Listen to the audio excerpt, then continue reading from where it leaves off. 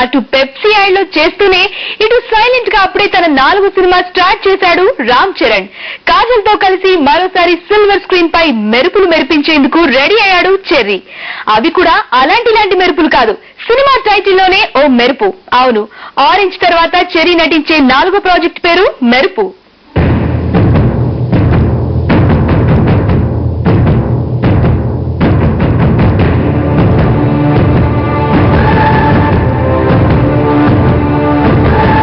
ఎవరికైనా ఓ cinema black buster hit అయితే ఆ హీరో తన నెక్స్ట్ సినిమాను ఖచ్చితంగా లో ప్రొఫైల్ లో తీస్తాడు.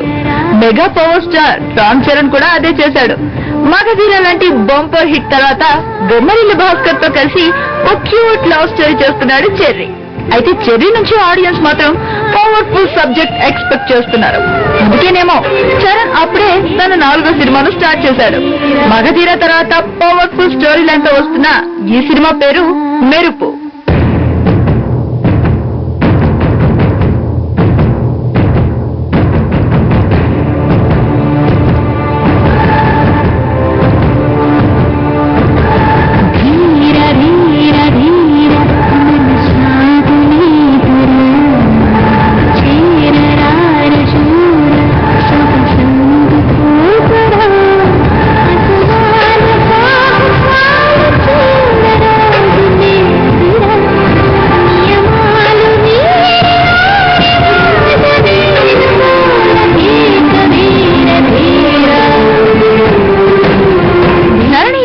దర్శకుడు మగధీర లాంటి సినిమా తర్వాత ఎక్స్పెక్టేషన్స్ తగ్గించేందుకు ఓ రొమాంటిక్ మూవీ లేదా ఫ్యామిలీ ఎంటర్టైనర్ చేద్దాం అనుకున్న చరణ్ ధరణి స్టోరీ లైన్ చెప్పగానే ఒప్పేసుకున్నాడు. దట్ ఈస్ మెరుపు.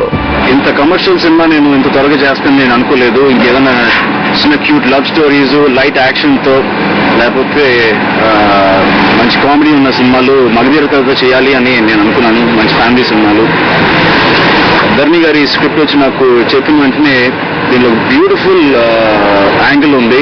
ప్రతి యువకుడికిను ప్రతి ఇన్స్పైరింగ్ సోల్ కి కనెక్ట్ అయ్యే ఒక పాయింట్ దీంట్లో ఉంది. అది నాకు చాలా నచ్చింది. తను ఇప్పటి వరకు చేసిన చిరుత, మగధీర సినిమాల కంటే ప్రస్తుతం చేస్తున్న ఆరెంజ్ సినిమాను మించి మెరుపు సినిమా ఉంటుంది అంటున్నాడు చెర్రీ. కేవలం లవ్ స్టోరీలా కాకుండా కుర్రాళ్లకు ఓ సందేశాన్ని ఇచ్చే విధంగా న్యూ జనరేషన్ కుర్రాడు తన గోల్స్ ను ఎలా చేరుకోవాలో చెప్పే విధంగా మెరుపు మూవీ ఉంటుందంటున్నాడు చెర్రీ. యువకులందరూ రిలేట్ అయ్యే క్యారెక్టర్, ప్లస్ ప్రతి ఒక్కరూ పెద్దల నుంచి చిన్నల వరకు ఒక ఇన్స్పిరేషన్ ఉండి ఏదో ఒకటి చేయాలి. ఎలాగైతే మనకు ఒక విజేత చూసి మనకి ఎలాగైతే అనిపించిందో ఆ ఫీల్ నేను డెఫినెట్ గా ఉంటుంది ఈ సినిమాలో అని చెప్పి నేను ప్రామిస్ చేస్తాను.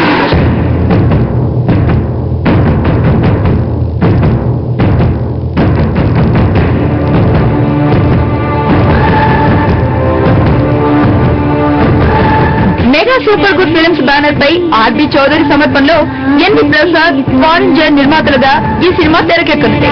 తెలుగు సినీ పరిశ్రమకు చెందిన ప్రముఖులతో పాటు Cherry best friends Devi Sri Prasad, Rana కూడా మెరుపు ఓపెనింగ్ కు హాజరయ్యారు.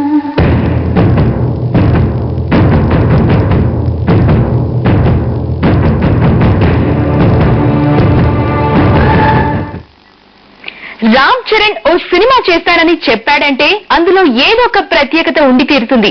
మెగా ఫ్యామిలీ నుంచి ప్రతి సినిమా అభిమానులకు ఓ క్రేజీ ప్రాజెక్టే. ఈ మెరుపు సినిమాలో కూడా అలాంటి ప్రత్యేకతలు ఎన్నో ఉన్నాయి. So have a look.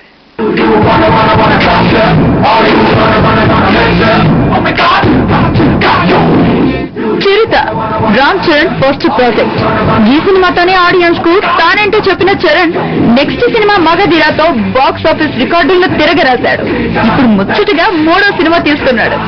ఈ సినిమా ఇంకా సెట్స్ పై ఉంటుండగానే అప్పుడే మెరుపు లాంటి మరో సినిమా స్టార్ట్ చేశాడు.